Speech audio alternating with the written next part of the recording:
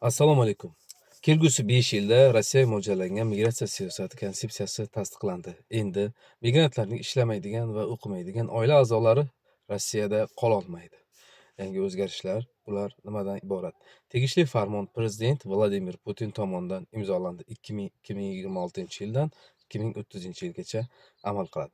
Konsepsiyada qayd etilishicha, Rossiyada ishlash uchun kelgan muhojirlar sonining o'sishini 2030-yilgacha hozirgi balans bilan saqlab qolish, bu chet ellik ishchilarga bo'lgan ehtiyoj bilan bog'liq, chunki ishchilar kerak. Bundan tashqari milliy xavfsizlikka yangi chaqiriqlar va tahdidlarning paydo bo'lishi migratsiya siyosatini takomillashtirishni talab qilyapti. Rossiya hukumati yangi migratsiya siyosati konsepsiyasini quyidagi natijalarni kutmoqda 4 yil davomida, ya'ni 2026-yildan 2030-yilgacha. Noqonuniy migrantlar sonini kamaytirish. Bu degani reydlar tartibda har doim olib boriladi. Xorijiy fuqarolar, jumladan voyaga yetmaganlar tomonidan sodir etiladigan jinoyatlarni qisqartirish. Rossiyada noqonuniy ishlayotgan migrantlar ulushini pasaytirish. Ta'lim muassasalarida bormaydigan migrantlar sonini kamaytirish, ya'ni oilaviy kelishadi, lekin maktabga bormaydi, farzand o'qimaydi. Shu narsalar nazarda tutilgan.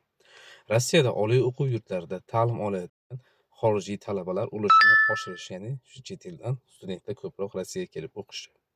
Maqsadli dasturlar orqali ishga qabul qilinayotgan migrantlar sonini ko'paytirish, ya'ni agentlik tomonidan dogovor bilan ishga kelish.